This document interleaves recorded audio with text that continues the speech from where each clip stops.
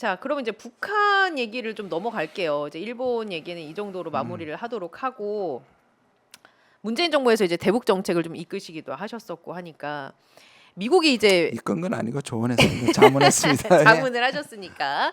근데 항상 이제 대북 정책하면 따라 나오는 나라가 물론 이제 문재인 정부 때는 우리나라가 한반도 운전자론 해서 이제 우리나라를 이제 드라이브를 하면서 이제 가야 된다라는 거였는데 그럼에도 불구하고 미국의 중요성은 늘 언제든지 있어 왔잖아요. 대선 미국 대선이 이제 60일 정도 남았고 보면은 진검승부가 될 것 같아요. 어떻게 네. 될지 예측하기가 엄청난 박빙이 될 겁니다. 네, 지난번에도 힘들고. 박빙이었거든요. 사실은 어떻게 바이든. 보십니까? 일단 예측 맞아야 할 터인데 우리 의원님의 예측이 어떻게 보세요? 아니 이런 거 다 함부로 예측하는 게 아니더라고요. 무조건 박빙이 될 텐데 네. 저는 트럼프가 조금 유리하다고 생각합니다. 그 이유는 네. 미국의 정치 구조가 공화당 의원한테 전적으로 유리합니다. 인구 전체를 반영하는 투표가 아니고 소위 말하는 간접 선거잖아요. 각 주에서 한 표라도 네. 더 하면 선거인단을 확보하는 게. 그래서 현대에 와서 계속 일어나는 현상이 뭐냐 하면 예. 전체 득표수에서는 민주당이 힐러리 때부터 계속 이기고 있고요. 사실은 예. 옛날에 엘고어 때도 전체 투표는 이겼습니다. 그런데 선거인단은 지는 게 계속되고 있거든요. 왜냐하면 공화당을 지지하는 사람들은 대부분 농촌 지역에 있는 인구 희박 지역이 많고요. 그 민주당을 지지하는 사람들은 양해안 쪽에서 뉴욕이나 캘리포니아 인구 밀집 지역 사람들이에요. 그럼 전체 직접 선거보다는 예. 인구의 그 투표수가 제대로 반영되는 게 아니거든요. 그게 미국적 특징이 있기 때문에 그렇고요. 그다음에 지금 지난 1, 20년간 모든 그래서 그거와 연결되어 있는데 그 스윙 스테이트입니다.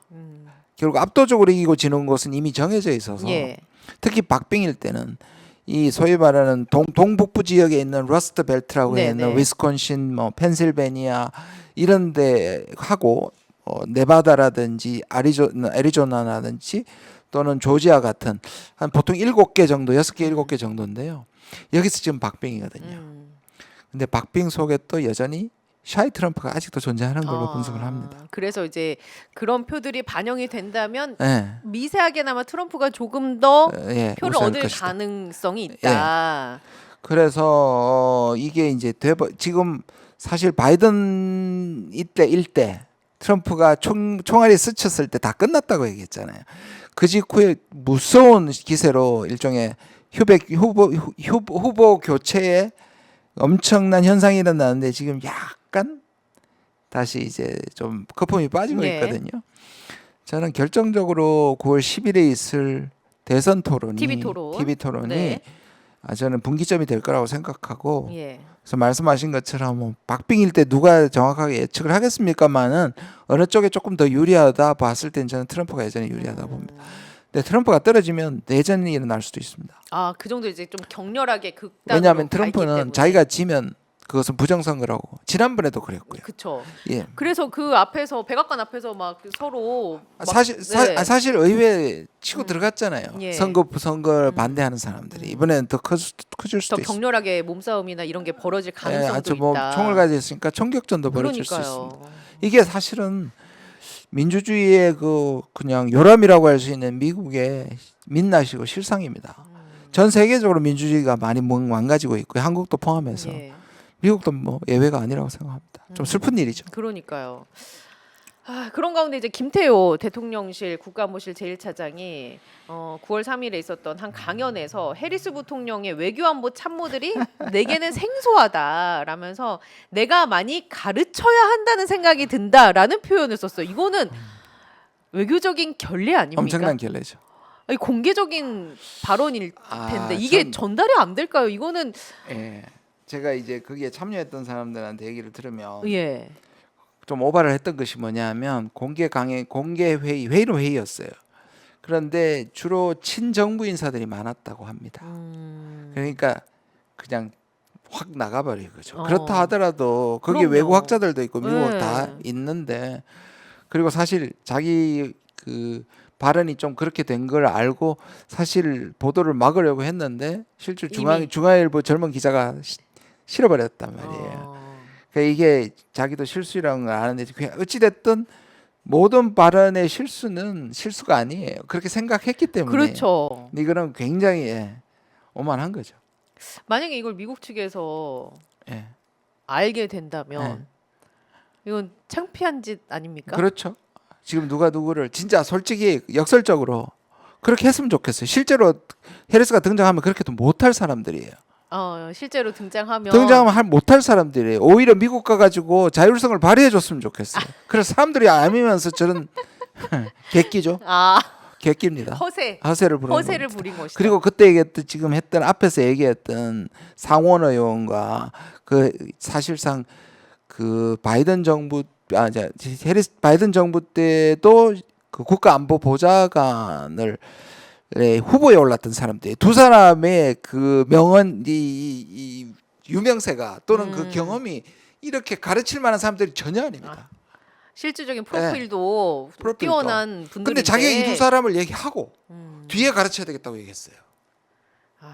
그러면은 그거는 이렇게 공직에 있는 분이 하실 발언이 아니죠. 아니죠. 예. 이분이 황태자로서 하도 권력의 실세가 되다 보니까 네. 이런 오바를 하는 거죠. 자, 그러면 이제 만약에 트럼프가 조금 더 우세해 보인다고 얘기를 하셨으니까 우리는 북한과의 문제도 있고 어떻게 보십니까? 이제 최근의 보도를 보니까 북한과 러시아가 과도기 국제 질서라는 틈을 이용해서 신동맹을 형성했다라는 보도도 눈에 띄고요. 북한과 중국 간의 미묘한 균열이 감지된다라는 얘기도 있고, 그러면 북러 간의 신동맹이 체결이 되고 이게 변수들이 조금 생긴 것 같아요. 네네. 우리나라 입장에서는 이 국제 정세를 어떻게 읽어야 하는지 좀 전문가의 의견을 좀 듣고 싶네요. 저는 지금 정부가 친일 소위 말하는 매국 세력들이 등장하는 게 80년 전 해방 직후하고 너무 비슷한 거예요. 내년에 80주년이잖아요. 네. 그때도 친일파들이 사는 방법이 뭐였냐면 반공이었어요. 친일파들이 자기를 덮기 위한 것은 국제적으로는 소련이 더 나쁜 놈들이다. 그러니까 친일 세력이나 친나치 세력들 이런 사람들이 살아날 수 있는, 독일이 살아나고 일본이 살아날 수 있었던 건 반공 정책이거든요. 지금 똑같이 하고 있어요. 그런데 그 와중에 우리는 냉전의 최전선에서 전쟁을 겪었고 전쟁 후에도 중국과 러시아와 적대 관계에 있었단 말이에요. 이게 80년 후에 지금 다시 반복되는 거잖아요. 예. 그러니까 한미일이, 미국은 그럴 수 있어요. 미국은 세계 전략적 자원에서 패권이 약화되고 있는 상황에서 중국이 부상하고 러시아는 유럽에서 전쟁을 하니 예. 이 아시아에서 말 잘 듣는 한국과 일본을 앞장 세우는 것은 미국의 전략적 이익일 수는 있습니다. 근데 우리 입장에서는 다시 돌아가서 이들의 최전방을 우리가 자임하는 거나 마찬가지죠. 뭐 아니라고 한다면 우리는 어떻게 해야 되느냐 하면 오히려 중국과 러시아를 관리해야 되는 겁니다. 예. 근데 지금 정부는 반대로 가고 있잖아요. 예. 한중 관계, 한노 관계는 오히려 러시아와 중국이 참는다고 할 정도로 우리가 그렇죠. 못되게 하고 있습니다. 예. 그러다 보니까 경제 수지로 이게 다 나타나잖아요. 다 지표가. 나타나고 있잖아요. 근데 그거를 오히려 중국은 지금 러시아는 전쟁을 하고 있고 미국과 워낙 사이가 나쁘니까 북한이라도 자기 편을 들어주는 게 너무 고마운 거고, 그러니까 그렇다 칩시다. 근데 네. 중국은 여기에 참여하면 북중 또 그렇지만 북중러가 만약에 같이 모이는 걸 극도로 싫어합니다. 그러면 빌미를 주는 겁니다. 한미일에 빌미를 주는 거기 때문에 중국은 오히려 여기서 오히려 속도 조절을 하거나 예. 북한한테 오히려 경고하고 그러니까 북한이 지금 화가 나 있어요. 예. 아니 중국이 그렇게 친한 척하더니 이때까지 우리한테 해준 게 뭐가 있냐. 나 이럴 바에는 러시아랑 러시아 봐. 예. 지금 딱 2번 만나는데 동맹까지 않느냐. 그렇게 지금 오히려 북한은 중국과 러시아를 두고 이렇게 저울질하고 있는 있고. 거예요. 그러면 이제 우리는 이런 입장에서 실익을 챙기려면 러시아나 중국이나 그렇죠. 이렇게 적절한 힘의 균형을 펼치면서 네. 미국과 이렇게 전체적인 전체적인 그렇죠. 힘의 균형을 좀 봐가면서 그렇죠. 가야 되는데 그렇죠. 지금 맹목적으로 갑자기 일본 이렇게 가버리니까 미국은 우리가 너무 귀여울 거예요. 어. 너무 이렇게 충성스러울 수가 있나? 왜냐하면 이게 한국한테 다 부담을 지우는 건데 이걸 스스로 다 오케이. 하고 다 짊어지어주는. 그러니까 이 정부는 일본하고 미국에게는 3년이 너무 짧은 거예요. 그들에겐 3년이 3년이 너무 짧은 거예요. 이렇게 말을 들어주는 사람이 어디 있습니까? 그리고 미국에 엄청난 투자를 해주죠. 그러니까 지금 일본만 얘기하는데 예. 미국한테도 우리 국익 생각하지 않고 다 퍼다주고 있습니다. 그래서 내일 대정부 질문은 뭐 하신다고요? 그 독도 얘기하신다고요? 독도도 얘기하고요. 예. 또 지금 사도강산도 네. 자꾸 끝났다고 얘기하고 지금 일단락 됐다고 얘기했잖아요. 지금 또 다시 쏙 들어가 버렸어요 얘기가. 아니 그리고 그 김태효 1차장이 예. 브리핑하면서 그 문제는 이미 일단락 됐다. 아니 일단락 되다니요. 일단락 되지 않았습니다. 그 얘기 다시 문제 제기할 거고요. 예. 시간이 짧습니다. 네. 근데 오늘 보니까 제가 정치 초보잖아요. 저렇게 한계를 좀 느낍니다. 제가 예. 학자로 있다가 마음이 급해서 어떠십니까? 정치로 왔는데 예. 현장에 오면 제가 할 수 있는 일이 뭐 물론 있다고 생각해요. 하지만 저렇게 벽처럼 귀 막고 저는 눈 오늘요 막고. 법무부 장관이 그 청중에서 의원들이 그 김건희 문제에 대해서 왜 기소 안 네. 하냐에 대해서 몇 사람들이 소리칩니다. 예. 왜 그렇게 했냐 그러니까 내려오면서 한 사람 한 사람 다 노려보더라고요. 위협적으로. 눈빛을 레이저로 쐈군요. 와 저는 이거 처음 봤어요. 좀 기분 나쁜 소리 했다고. 네. 그러니까 너 두고 봐 블랙리스트 내 레이저로 아. 블랙리스트 해가지고 너들 압수수색 해버릴 거야 하는 그런 눈빛이었어요. 처음 보셨군요. 네, 그런 거 처음 봤습니다. 그리고 어느 순간부터 아마 한동훈 그때부터였던 것 같은데 대정부로서 도리어 큰 소리 공격하고요. 그렇죠. 아까 전에 보니까 그다음에 그러더라고요. 질문을 예. 역질문을 하면서 막 얘기를 합니다. 성질- 통계 내 보십시오. 네. 통계 내놔 보십시오. 제대로 된 자료 맞습니까? 이러면서 성질 내고 아까 한덕수 국무총리가 막 그러더라고요. 서영구 의원한테. 그래서 내일 내가 얼마나 정확하게 하는 건 제가 전문 분야니까 할 텐데요. 제가 내일 가서 화를 내고 흥분하면 안 된 것부터 오늘 저녁에 그냥 심신수양을 하고 가는 게 참는 연습을. 진짜 준비다.